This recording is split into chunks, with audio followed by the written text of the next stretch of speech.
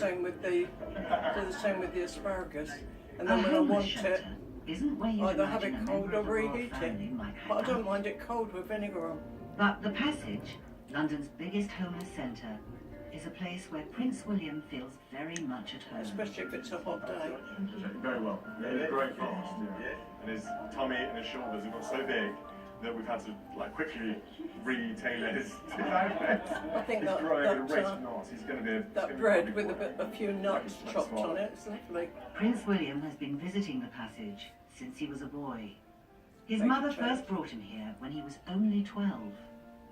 I was quite nervous about that time, but I just enjoyed meeting these people who had incredible stories and who clearly had had a very, very tough time. My interest in homelessness has come from that one encounter. It's fantastic, Brian. Look at that. It's awesome. Do you find is this on the BBC or the one that I've already recorded? The one you recorded. The times that I've seen him, I could just picture going to the local pub and just having a pint with him. I thought it was lovely. And he's not afraid to get his hands dirty, which I think that's just like his mother. As soon as I kept the Claire Baldwin one, you'd be very interested in watching that for the royal family. One. I like watching intelligent people. Homelessness was one of the first social issues people. which the Princess of Wales embraced. Do you know what I mean? Mm. You can she ventured into some of London's roughest neighbourhoods to discover what life was really like out on the streets.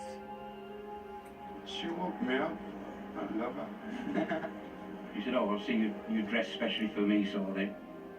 And I just cracked a joke saying we sell roast suits in the cleaners at the moment now. Victor Adeboile was the chief executive of Centrepoint, Britain's biggest homeless charity. He worked side by side with Diana to raise awareness of the plight of the homeless. She took it to heart that it was wrong that this was happening in what was a very wealthy society. And she talked to me about it. She felt that it was wrong, that it was, deeply immoral. The princess went into battle. She made a hard-hitting speech about homelessness, which landed her in political hot water. I'm appalled at the dangers young people face on the streets and how vulnerable they are to exploitation. Coming against a backdrop of budget cuts, her speech was seen as an attack on the government. The princess really is a rather headstrong and willful young lady here, charming and delightful as she is in other ways. And the speech that she gave about youth homelessness made its way onto the floor of the Houses of Parliament, and we were accused of politicising the royal family as a result. So I thought she was brave in a quiet but resolute way. I mean, she could have dropped us at any time. Too hot to handle. This is an issue that's quite difficult. That's how the world changes. People stand up for what they believe in. I think it was hard for her. I think it was a real strain of the public role quite often. Having to do the stuff that she was doing, involved with the charities that she was involved with. You need respite. You need somewhere to go and dump it.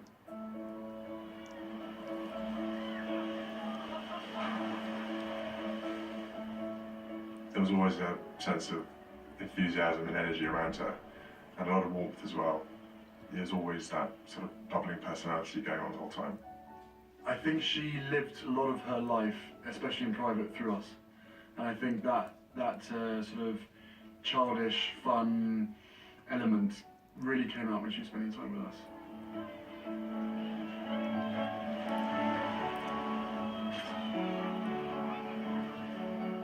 Our mother was a total kid through and through. When everybody says to me, so she was fun, give us an example, all I can hear is her laugh in my head. And that sort of crazy laugh of where there was just pure happiness shown on her face.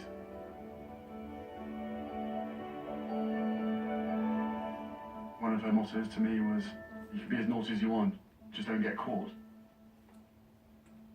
She was one of the naughtiest parents. She would come and watch us play football and smuggle sweets into our socks. And I mean, it's like literally walking back from a football match and having sort of 5 packets of Starburst, and just the whole shirt was just bulging with sweets. And then I was sort of looking around, open the top box, throw it all in, lock it up. She was a massive card writer. She loved the rudest cards you could imagine.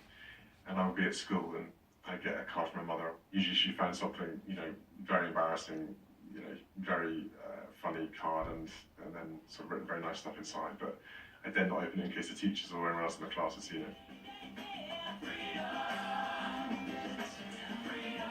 There's a couple of memories I have that are particularly funny. Just outside this room where we are now, she organised when I came home from school to have Cindy Crawford, Christy Turlington and Naomi Campbell waiting at the top of the stairs.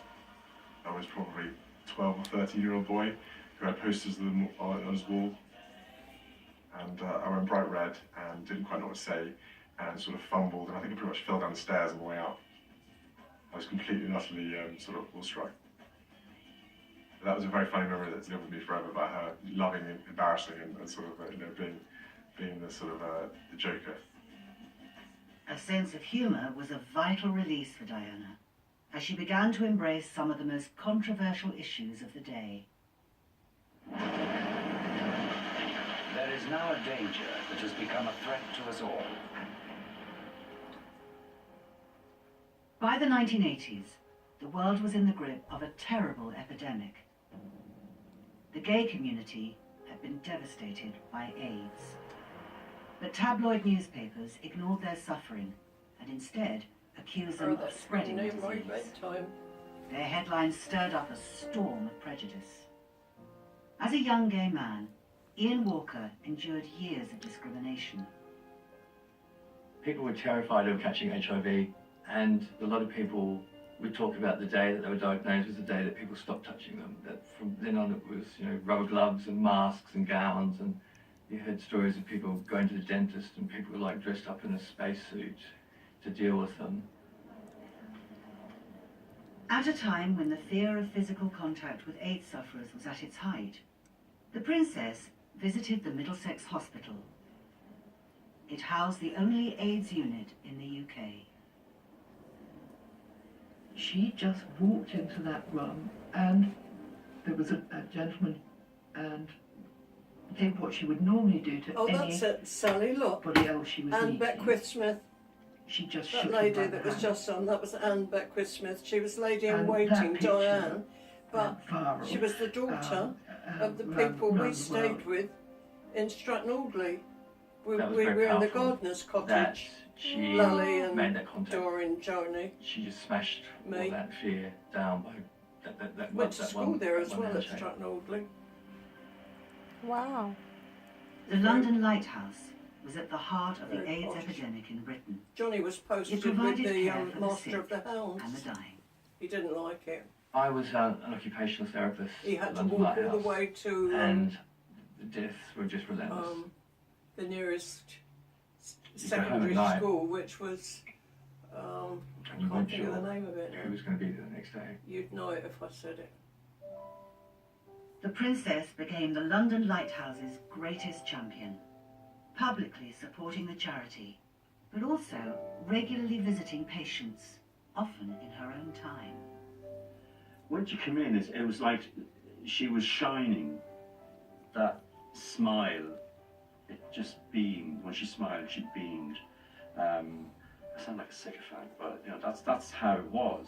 And I'm not a royal person really. I'm a Republican, but she was an exception.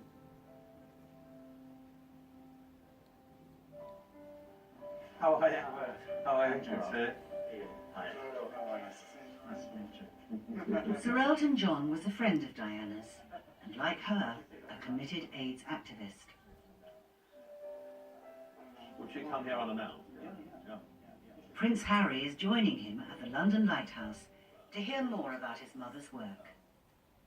It was considered to be a gay disease, and for someone who was within the royal family and who was a woman and who was straight, and to have someone care from the other side was an incredible gift. And you can see it in Exactly, I was about to say, you look back to these days when actually the reality was doom and gloom. Yeah, absolutely. Look at all the reality then was doom and gloom, yet everybody in that photograph is smiling. because of her. Yeah. I mean, she had an energy. Look at her face in every photograph. There's a positive, wonderful glow. Also, she had this incredible ability, which he kind of inherited, and I told him that, and he said, thanks very much, to make people feel at ease and make them feel that everything's going to be all right. I haven't experienced many people in my life who had that ability, but she could walk into a room of people and make them feel as if everything was great.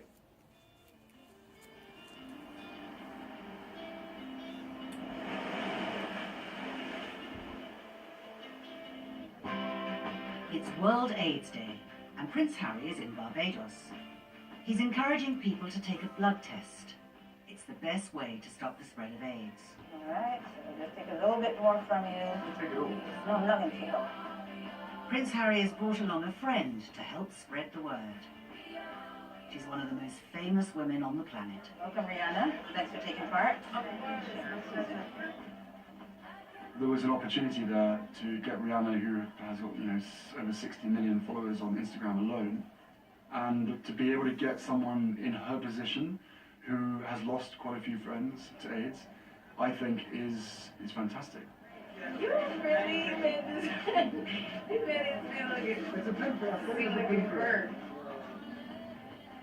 I just think it's incredible what he's doing to bring awareness to HIV and AIDS, and I think the most important thing is to kind of dilute the stigma as much as possible. I think that's the thing that's crippling the most. My mother was a role model. She was someone who at an incredibly young age would put her passion behind something that she genuinely believed in. And I think that's fantastic, good for her. And she was a thank God for beautiful her. woman, wasn't she? Mm-hmm.